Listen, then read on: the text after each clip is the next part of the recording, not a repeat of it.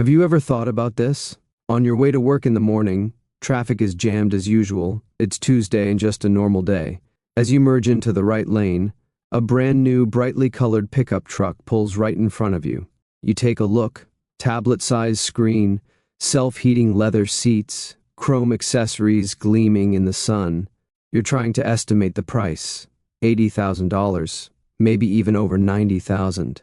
At that moment, you think to yourself, who gives a car like this to this guy? What does he do for a living? I asked myself the same question for years. I found the answer, but this situation really bothered me. The owner of this pickup doesn't have it because he can afford it. On the contrary, he has this vehicle because he's right in the middle of a system designed to put him in that seat, even though he can't afford it. And the most interesting part is, this guy entered the system voluntarily. He defends the system. Most likely, he'll willingly enter the same system again for his next vehicle purchase. So today, we're going to talk about that system, its mathematics, and its psychology.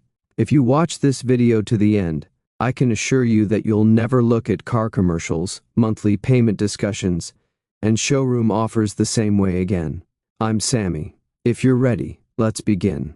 First, we need to put the numbers on the table, because when I tell people these things, they usually don't believe me at first. They say, "You're exaggerating." No, I'm not exaggerating. According to Experian's research conducted in the last quarter of 2024, the average monthly loan payment for a new vehicle in America is $742. Yes, you heard that right, $742. And this figure isn't for a sports car or a luxury sedan. It's the price for average vehicles that families buy as their grocery getter, take their kids to school in, and go shopping on weekends. When we move to the pickup and large SUV category, the figure mostly approaches or even exceeds $1,000. Looking at Cox Automotive data, the average price of new vehicles sold in 2024 was around $48,000. This figure is 32% higher than 2019. So how much did real wages increase in the same period? According to Bureau of Labor Statistics data, around 8%. So vehicles became expensive 4 times faster than wages increased. Despite this, people keep buying them. Naturally, sales didn't drop. On the contrary, showrooms continue to fill up with the effect of extended loan terms and changing financing structures. Now let's stop here, because there's a paradox. If the product is getting this expensive and wages are increasing this little, how are people still buying these vehicles? The answer, of course, isn't salary increases. It's the extension of loan terms, the change in financing structures, and most importantly, the manipulation of perception. So most people aren't buying these vehicles because they can afford them. The system is designed to make impossible payments appear reasonable, and this system works so well that the vast majority of those in it don't even realize when they're in trouble. In fact, some feel successful even while they're struggling. Now let's examine each part of this system one by one. 20 years ago, the standard for a car loan was 4 years, because 5 years was considered long. Today, banks offer 7, 8, even 10-year car loan options. Look, I'm talking about 10-year car loans. Think about it. So this means that for a vehicle you buy in 2025, you'll be making payments until 2035. Moreover, this vehicle will probably start having serious maintenance problems in 2031. High mileage, worn parts, electronic systems requiring expensive software updates and such. And you'll still be paying the installment for this vehicle. Of course, extended terms have only one purpose, which is to make the monthly payment look small. Let me explain this to you with numbers. A $55,000 vehicle, with a 4-year loan at 6% interest, costs $1,292 monthly, while the same vehicle drops to $724 monthly with an 8-year loan. The dealer offers you the 8-year option, because $724 seems reasonable. $1,292 is too much. But when you look at the total, in 4 years you pay $62,000, in 8 years, $69,500. So choosing the 8-year option means both paying $7,500 more and lasting 4 years longer, just to keep the monthly payment small. Let's remember what question the dealer asks you. How much can you pay monthly? Look, they never ask about the total cost, because they don't want you to know the answer to that question either. Right at this point, a very subtle manipulation technique needs to be well understood. Monthly payment framing is based on a mechanism known as framing effect in decision psychology. People have difficulty evaluating large numbers. While $69,500 is an abstract number, $724 is on a scale everyone knows, like rent payment or grocery expenses, and your brain says, this is doable. Moreover, dealers present extending the term as if they're doing you a favor. They say, to not burden you, let's spread it over 8 years. But these 8 years are the most profitable option for the dealer and the financial institution. But there's an even darker dimension to this. Vehicles lose value at a rapid pace, 18 to 20% in the first year, 45 to 50% total in the first 5 years. But an 8 or 10-year loan erodes slowly. So in the third or fourth year, the vehicle's market value becomes lower than your debt. The vehicle is worth $28,000. The debt is still $36,000. Even if you wanted to sell that vehicle, you'd need to pay $8,000 in cash to close the debt. This situation is called negative equity. And from the moment you fall into this trap, getting out becomes extremely expensive. Now you might be thinking, okay, but I'll keep this vehicle for many years. I won't sell it. So what actually happens? According to industry data, the vast majority of vehicle owners buy a new vehicle before completing the vehicle's economic life, mostly before the loan is finished, because the system is designed to push you to buy a new model every few years. And this brings us to the second mechanism. You must have seen those big shiny posters in showrooms. They say things like, 0% interest for qualified buyers, hurry limited time. Sounds great, doesn't it? As if the company is giving away free money. Look, no commercial company in the world gives its money away for free. This isn't a matter of ideology, it's a matter of mathematics. The reality of zero-interest offers is this. The financing cost is embedded in the vehicle's sales price. You have two options, but nobody explicitly says this. Either you're buying the vehicle at full price and using zero interest, or you're negotiating a discount and paying market interest. You can't get both of these at the same time, because the manufacturer doesn't sell at a loss. Moreover, zero-interest offers usually come with short terms, like 36 or 48 months. Shorter term means higher monthly payment. So if your budget is limited, this offer doesn't even suit you. Think about it. And pay attention to the qualified buyer condition. For zero interest, a credit score of 720 and above is generally required. Someone who has this score is already financially strong. It probably means someone who could even pay for that vehicle in cash. Zero-interest offers target exactly this type of people. The target audience in the advertisement and the actual customer base are different. For the rest, meaning middle-income earners and those with average credit scores, let me also tell you the real numbers. According to Experian data, buyers with credit scores between 600 and 660 paid an average of 13 to 15% interest in 2024. For those below 600, this rate exceeds 20%. 15% interest on a $50,000 vehicle with an 8-year loan brings the total cost to approximately $73,000. This is 46% above the vehicle's listed price. And this rate is written in small print in the contract, so you don't notice. While the dealer is talking about the monthly payment, you're also listening to the monthly payment. We've now come to the most dangerous mechanism. To understand this mechanism, let me draw a scenario. A person buys an SUV for $45,000 in 2020 with a 6-year loan. By 2023, the vehicle starts to seem boring to its owner. They have a newer model in mind, technological updates have come out, new colors have been released, and they go to the showroom.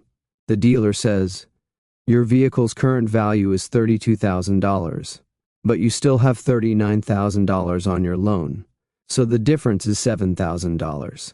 But don't worry at all, we'll add this to your new loan.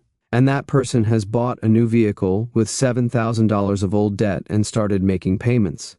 In this case, the new vehicle's price is $50,000, but the signed loan is $57,000. Moreover, this new vehicle immediately starts losing value. 2 years later, the same scene will happen again, but this time the difference will be even bigger. I call this the car loan treadmill. In this system, the treadmill never stops, and you keep running on it. No matter how fast you run, you're standing in place. With each purchase, you pay the bank a little more. You can't accumulate anything for yourself. Let's get to that question on everyone's mind. So why don't people do the math? Or can't they? Actually, the answer is both simple and disturbing, because the system is also built to make not doing the math easy. From the moment you enter the showroom, everything is shining. The vehicles are perfectly lit. The dealer is warm and smiling. They offer you to experience the new vehicle, to sit in its seat. When you sit in the seat, it heats up. The new car smell hits your nose. The air conditioning is running.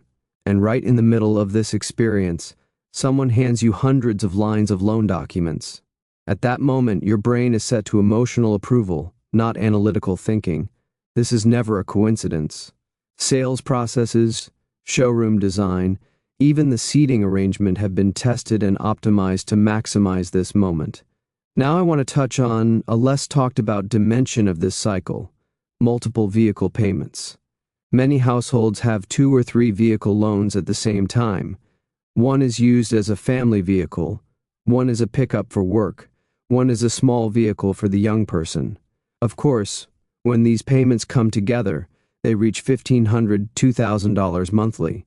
This figure is close to or equal to many families' rent or mortgage payment. So you might be paying the same amount as someone's housing cost to vehicles that are depreciating.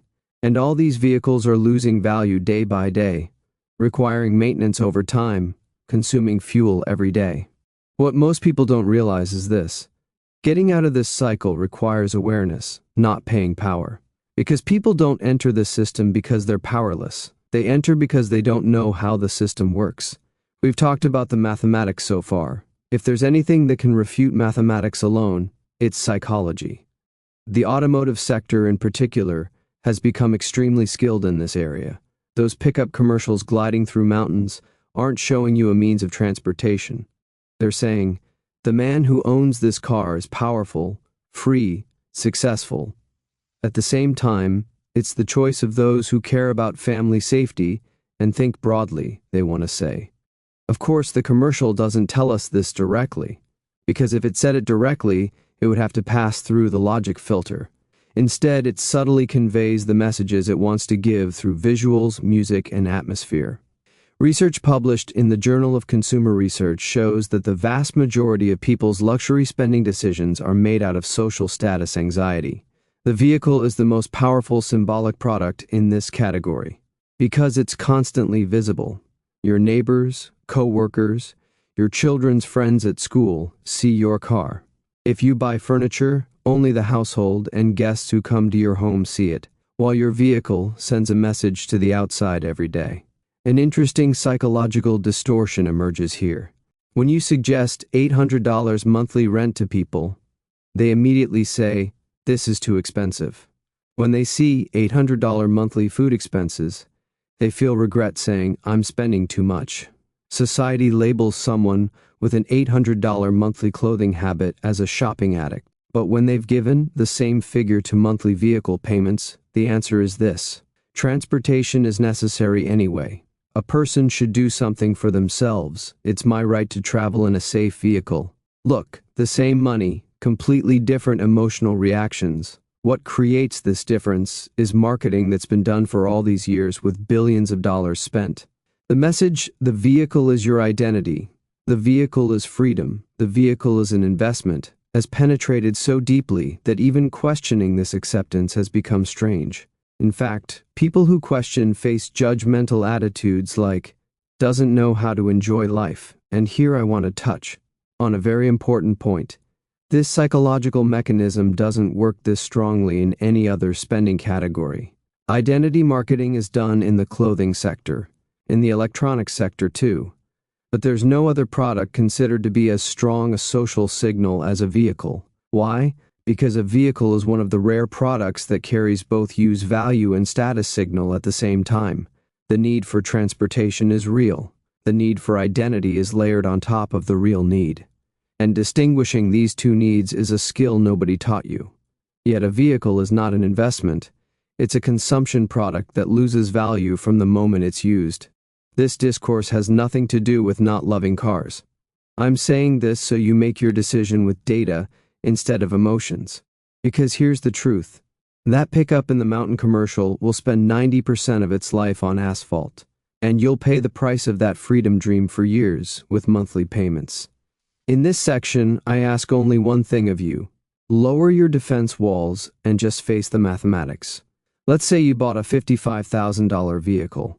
With an 8-year loan and 6% interest, your monthly payment is $724. Sounds reasonable, doesn't it? But the amount you pay just for the loan in 8 years, $69,500. Now let's continue. Insurance cost. Comprehensive insurance for this segment averages $250 monthly. Accordingly, in 8 years, $24,000. Fuel cost. For a large SUV or pickup, city fuel consumption is high. Let's say $350 monthly average. Of course, this is a conservative estimate.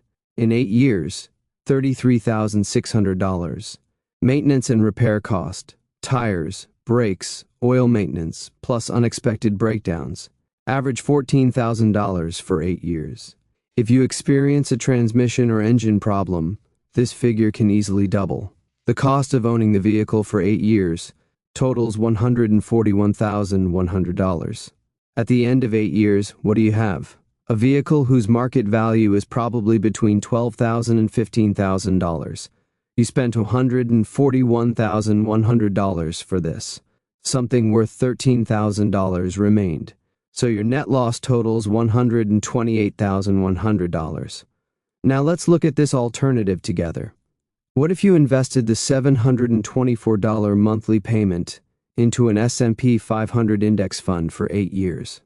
With a historical average 8% annual return, at the end of 8 years you would have accumulated approximately $100,000. So the same money, but one creates $100,000 of wealth.